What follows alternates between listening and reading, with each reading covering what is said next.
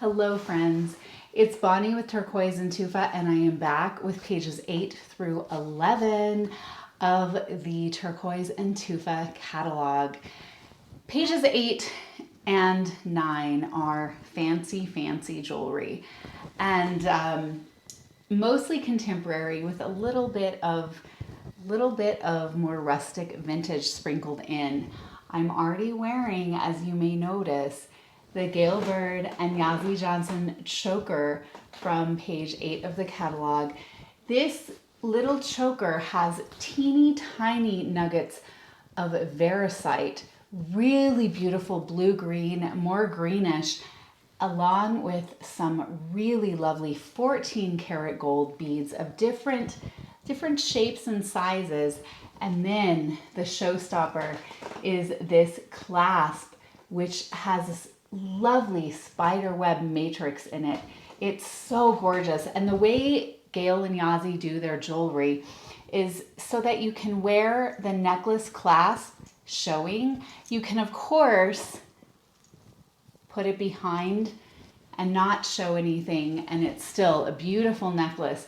Again, this one is 14 karat rather than 18 karat because it's an earlier piece of Gail and Yazzie's back when they were working more in 14 karat. A little surprise for this necklace is that when you remove it and you look at the clasp, you will find on the back of the clasp is a lovely flower motif in gold overlay. And this is always something that they do. Aren't those the prettiest designs?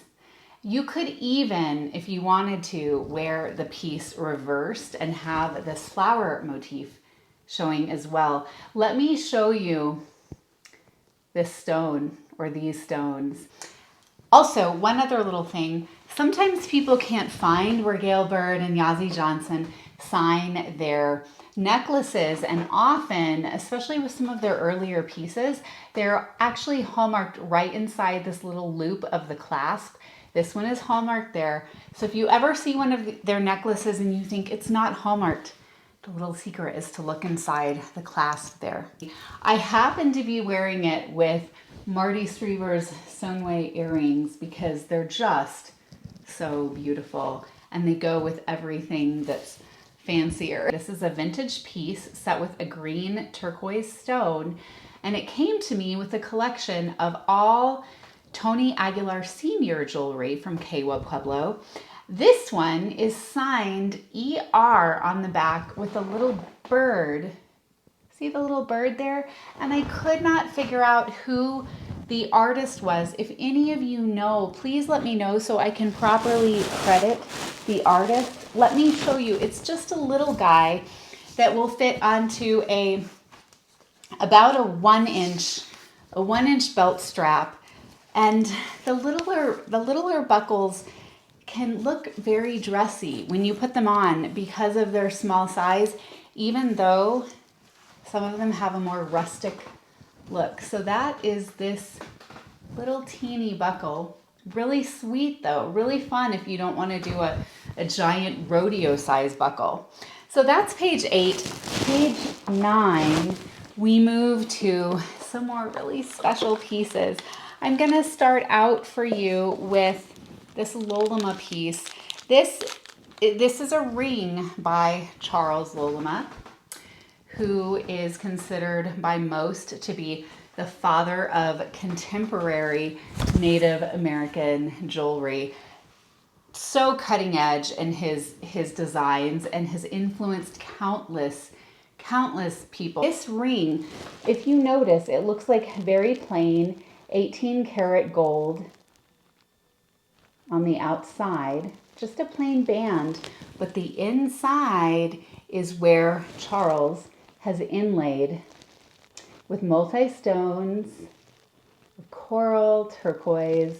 I think there's a little bit of lapis in there. And these rings that he did, in case you don't know, they're called his inner beauty rings because plain on the outside, but heavily decorated, brightly colored on the inside. And they're to remind the wearer of their own inner beauty. I love this concept. It is so special to me in this day and age where everything is about external beauty. How neat that Charles Lolema, somebody who is known for his gorgeous jewelry, still went for what was in the heart and what was inside of a person. It's just a little guy. It's a size 5.5. It is signed. Unfortunately, it can't be sized due to this inside inlay. I sold this early on in the days of Turquoise and Tufa, and it came back to me. A lovely collector enjoyed it for a little while, and then she said, I want somebody else to have the opportunity to enjoy a rare piece by the master Charles Lolema. So if this fits you, if your finger is like Cinderella's foot and can fit into the slipper of this ring, you might want to consider it, because there aren't a whole lot of these out here, and it's truly a collector's item. This is the loveliest pendant. It's sparkly, beautiful. You have in there red Mediterranean coral, and then you have, I'm trying to see if I can pick that up. You see a little bit of sparkle in there with the orange jersey, and you see lines, ridges, and circles in there. It's just so beautiful. This one is 18 karat gold. A neat thing about Yazzie and Gail's pendants when they are original is that Gail always puts them on a strap that you can adjust. You can wear it either really long or you can wear it more as a choker size by simply pulling on the knots and adjusting. I'm going to put this on and adjust it a little bit so that you can see. Let's see if I can do this in the camera. So I'm pulling one knot to make this a little bit shorter, and then I'm going to pull the knot on the other side if I can find it. Here it is.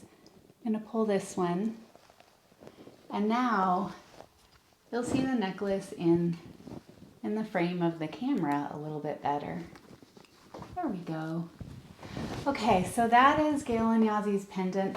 It looks really small here in the camera, but it's a lot bigger in person. Objects in the camera appear smaller than they are in real life.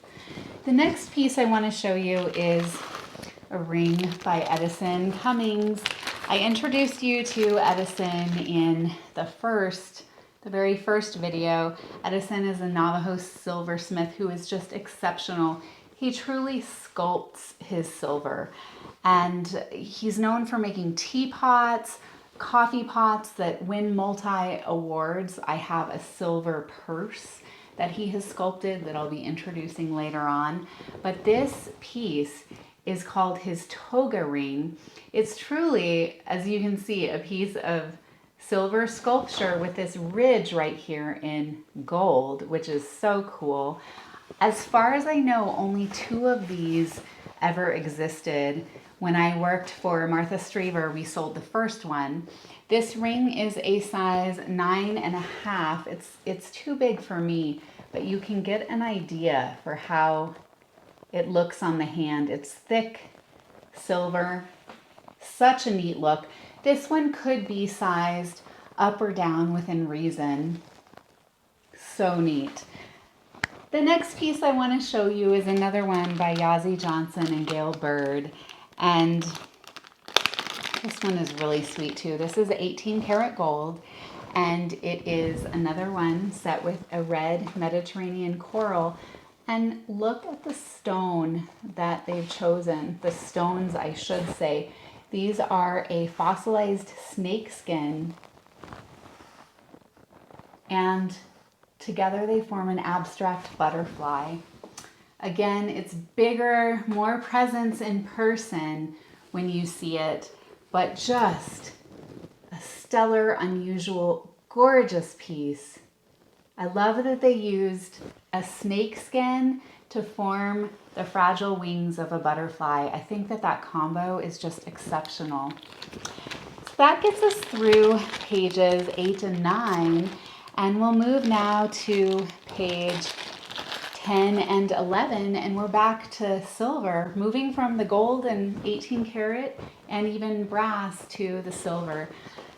The first thing I want to show you is a pair of earrings that is really, really meaningful if you were ever a fan of Martha Struever. This is an asymmetrical pair. If you knew Marty, she loved asymmetry. I do too. There's something about it that just excites me. I know some people are much more, they need that organization, they need that symmetry, but I love the little bit of asymmetry, as did she. This design right here is the logo from her Indian Tree Gallery, which was her first actual gallery in Chicago, Illinois. Prior to her gallery, she shared a gallery space with somebody while she was getting her start. She would travel out to the Southwest, pick up some jewelry, pick up some pottery, and she would bring her pieces to this little space. She eventually was able to open up her own gallery, the Indian Tree. This was the Indian Tree, and this was the logo. And I believe it was on Michigan Avenue in Chicago. If any of you happen to have any of her old Indian Tree receipts, you will see the design from this pair of earrings right on your receipt, front row and center. Now, again, they're asymmetrical. So this one's a stud, this one is a dangle, and I guarantee you if you wear these, they will get noticed. People love to notice these little things that seem a little bit off. It really draws in the eye, and it's a fun way to start up a conversation. These are signed with an F.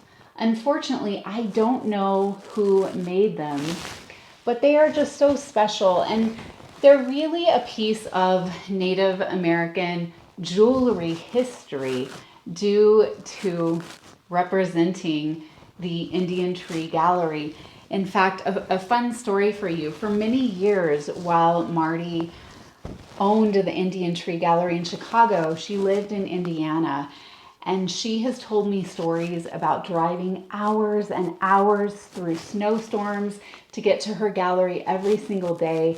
She's told me about driving through really bad neighborhoods of town where she was told a female should not be driving alone. She dedicated her heart and soul to that gallery and to establishing her Native American jewelry and other art business because it was truly her passion.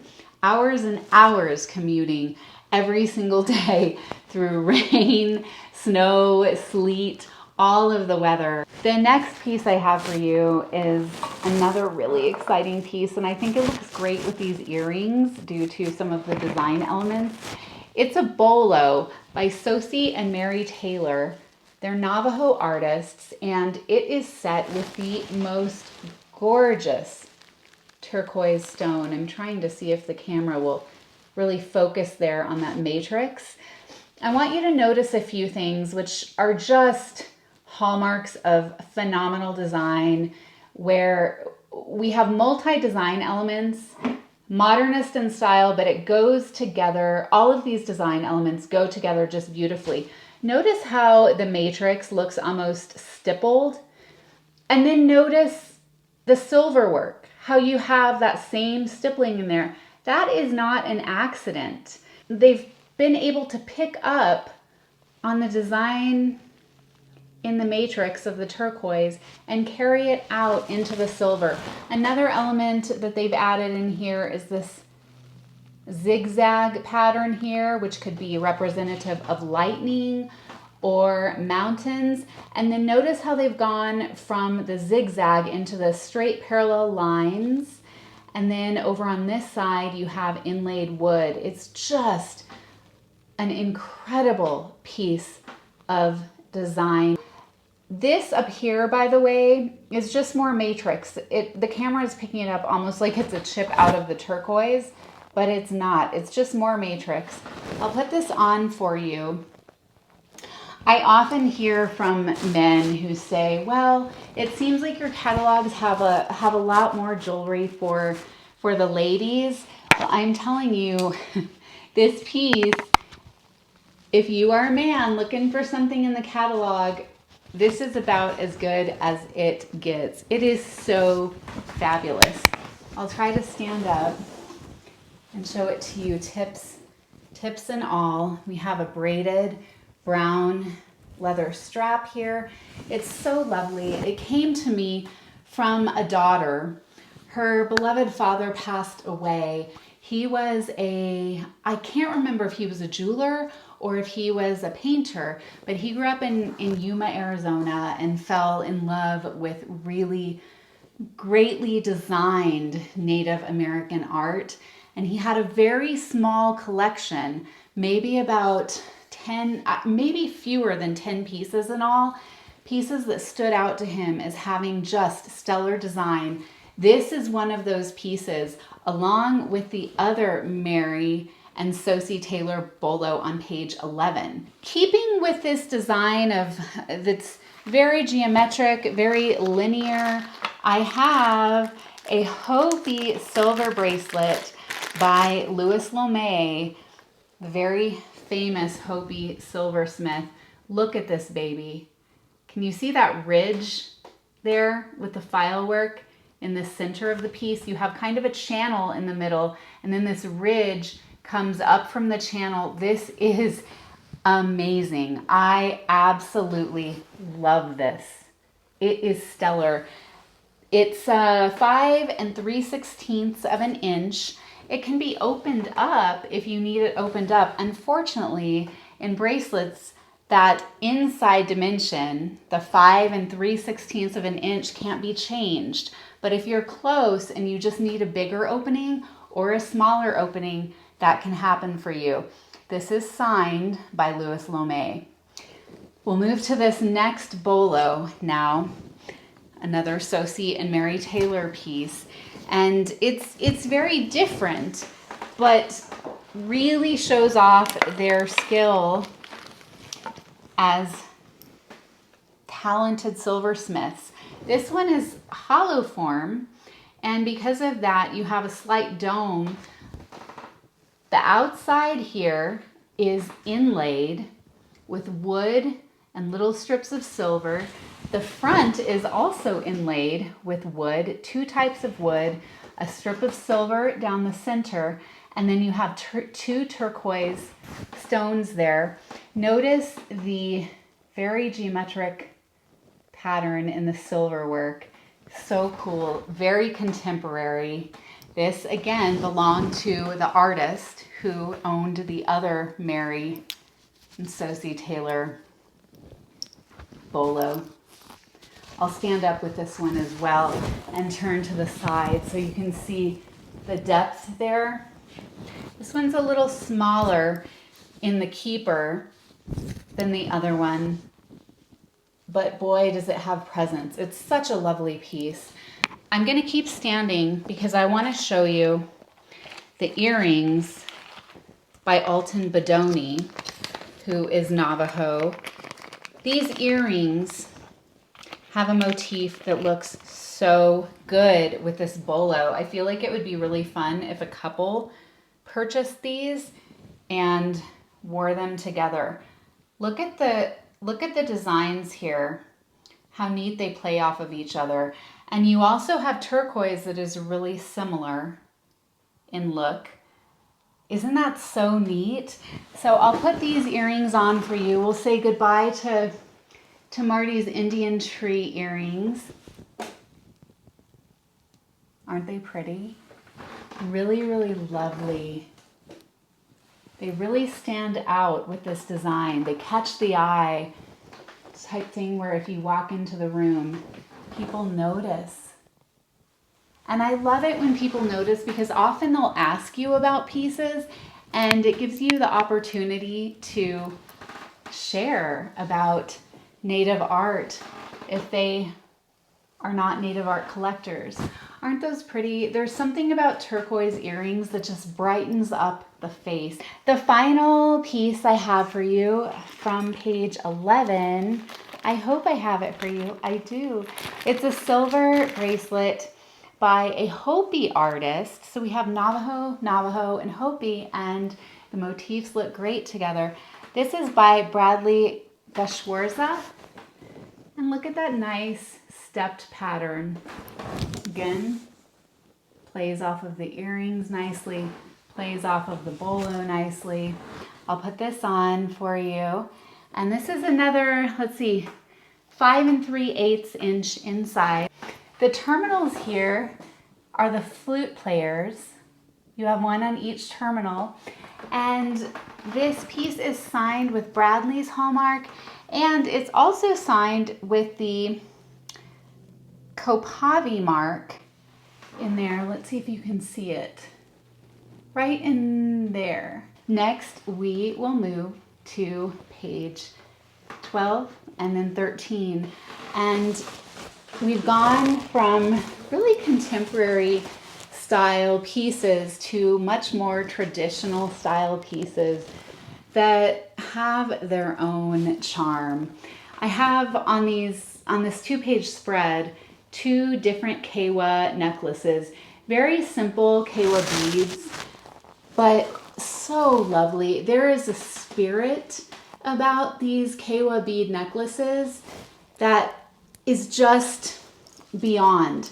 You almost have to slip them on to feel it, but they're so versatile. They go with everything, and they're truly, truly lovely. This necklace here has really fine hand-rolled hishi. Notice up here there's a little sing bead that is out of melon shell. This hishi here is white clamshell. This sing bead probably identifies the maker. I don't know who the maker is. It's so well done though. You have melon shell here, you have jet, and then this one section, again for a little bit of asymmetry, which is after my heart, this one section here of turquoise. Silver cones here, and you can adjust this a little bit where the silver chain is, but you can also flip it right over your head. And notice again how this just brightens up my plain black top. It looks so, so beautiful. I have with it a pair of old Zuni earrings. These are important to show you because really great Zuni earrings are getting few and far between. It's so hard to find great Zuni earrings, and in my mind there is nothing like a good pair of old Zuni dangles. These are what we would call snake eye settings. That is a price tag that you see, that white right there. But these are snake eye turquoise. It's natural, and so it's a little bit variegated in color. And these are really long fans. I've seen this fan design before, but never in such a long, beautiful pair. So I'm gonna put these on and let you see. They look so beautiful with this Kewa necklace. In fact, they look beautiful with so much. Again, remember, everything on the camera looks a lot smaller than it does in real life. These are really breathtaking. What's lovely about them too is that even though they have a long and impressive look, they're not too heavy. If you have sensitive ears, you can likely wear these and still get by with a bold look, even with your more sensitive ears, which is kind of a coup. It's really neat to get away with that kind of a look, even though the earrings are not very heavy. There we go. Got that backing on there. But notice how beautiful they do look with this Kewa necklace. Really a nice pair. And again, so rare. If you look at some of these earrings in the catalog that are the vintage Zuni, and then you do a Google search, you're not going to find a whole lot of them. You're really, really not. Sometimes you'll find maybe a more contemporary pair that might pass, but they're not going to be the great old earrings like these are. Okay, moving to this next necklace. This one is mostly melon shell, whereas this one is mostly white clamshell. And you have this tiny little offset section of beads that are turquoise and spiny oyster. This one is by Mary and Joe Calabaza, and it is hand rolled. When people do these old techniques, it is so time consuming. It's not something that we in our modern society are used to having the time or the patience to do. So they're really something special. This one is not signed, but it will come with its original receipt. And you have one little tiny seam bead there that is actually a silver seam bead. I'll put this one on and you can see the difference between the two necklaces in size and scale in case you were trying to figure out which one you like better. They're both so lovely. They're also fun if you have the right pendant with a shepherd's hook. You could hang the pendant from one of these necklaces, and you could also even hang jaw claws from it. That would be a fun look. So that's this one. It's a little more understated, I would say, than this vintage piece. And again, these earrings look great with it, but I have another pair of earrings to show you that are also old Zuni, and they're a different look. So impressive though. They're chandelier earrings, and they are set with mashed turquoise. These are so well done. There we go. 4 tiers plus the dangles. I find myself personally going to Zuni earrings again and again. If I'm in a rush and I'm headed somewhere and I just don't have time to pick out the rest of my outfit, I don't have time to put on makeup, I don't have time to pick out more jewelry, I grab a great pair of Zuni earrings and boom, I am done. These are wonderful. They have a price to match, but again, it's very rare that you would find another pair of this quality. They're so good. And the turquoise here looks really nice with this lighter turquoise here. Such a pretty pair. Do you notice again how even though the camera doesn't completely pick up everything because I'm not super close, you notice a difference in the way that I look after I put these on. The final piece that I want to show you from page 13 is this gorgeous ring that looks lovely with the earrings because the stone is another light stone. It's a glassy turquoise. Do you see that? Now I do want to show you there is one hairline crack in there. It's completely stable. I love cracks like this in vintage pieces because it tells me that this piece has a story. I know it's truly a vintage piece. This one, you might think it's a Navajo piece. It's not. It's a Kewa artist who did it named Lorenzo Tortalita. This is a size 8.5. It could be sized up or down if you needed. But again, I'm gonna stand and look at, like, as an outfit, as a jewelry outfit, how pretty is that? So lovely. Thank you so much for sitting with me, and come back and watch the rest. I love that you appreciate this jewelry and these cultures the way that I do. It's so fun to share with you. Thank you very, very much. Have a good one.